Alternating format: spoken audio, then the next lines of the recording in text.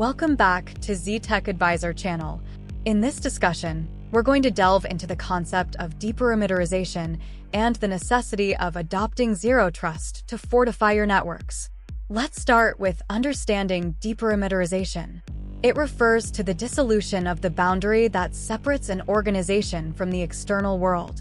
In the early days of computer networks, all our devices like laptops, desktops, servers, and network devices were housed within our office premises. However, with the advent of devices like personal digital assistants and smartphones, our networks have extended beyond the physical confines of our buildings. This phenomenon is known as deperimeterization of our networks. Given this scenario, we can no longer depend solely on perimeter-based defenses such as firewalls, intrusion prevention systems, and other network appliances.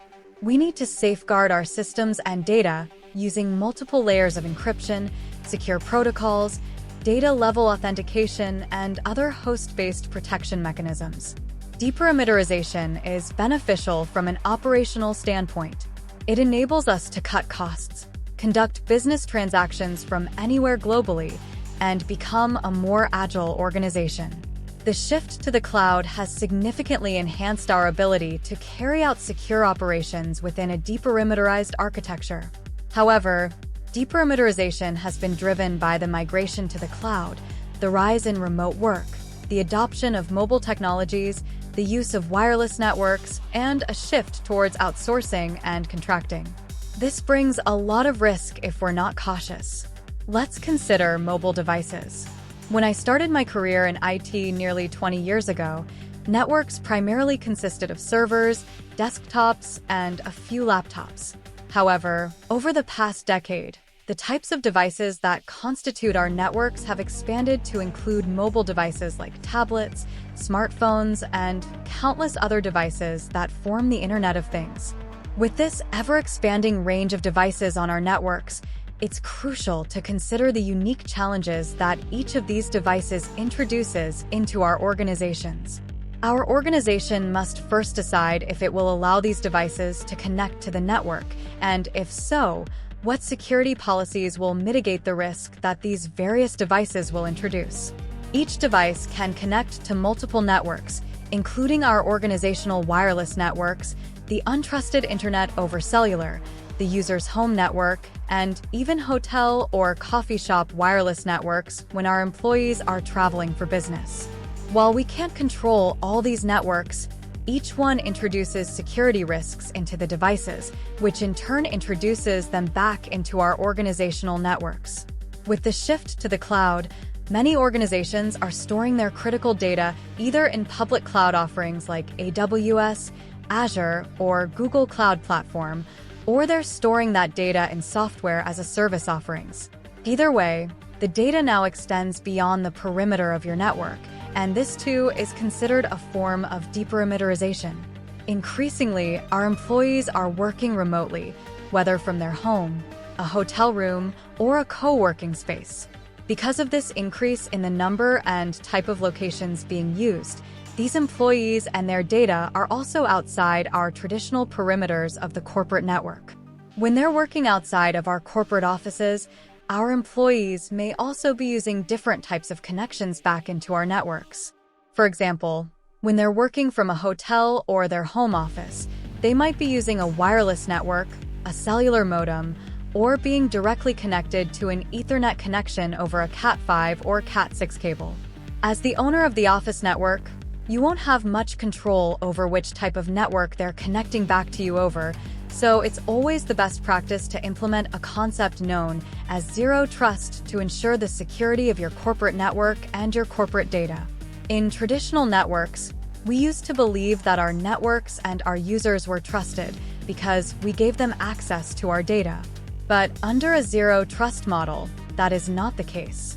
And that is considered a good thing in a modern world. Zero trust is a security concept centered on the belief that organizations should not automatically trust anything inside or outside of its perimeters, and instead it must verify anything and everything that's trying to connect to its systems before granting them access. This all comes down to the fact that everyone is suspicious. Just because someone's using a username and password that was assigned to one of your users, you really don't know if that user is who they say they are and if they can be trusted. Zero Trust is a strategic initiative that helps prevent successful data breaches by eliminating the concept of trust from an organization's network architecture. Instead, Zero Trust can be used to protect modern digital environments by leveraging network segmentation, preventing lateral movement, providing Layer 7 threat prevention, and simplifying granular user access control. By using the concepts of microsegmentation, we can create microperimeters within our networks. And every time somebody tries to cross that perimeter, either inbound or outbound, they're going to be checked again to see if they have the right access. These checks are not focused simply on authentication, which is who is conducting the action, but it's also checking what they want to do, where they're doing it from, why they're doing it, and how they're doing it. This policy of Zero Trust will determine who can transit the microperimeter at any given point in time. And this prevents access to your protected area by unauthorized users and prevents them from extracting sensitive data from your network and other services regardless of their actual location. The final consideration in this move to deperimeterization and the implementation of Zero Trust revolves around the world of outsourcing and contracting, which is ever on the increase inside modern organizations. When we outsource functions within our company to a contractor, we're also going to be including methods for them to authenticate back into our network too. For example, I have a video editor on my staff, but I also have additional video editors that I contract work out to whenever we're producing a lot of courses at the same time.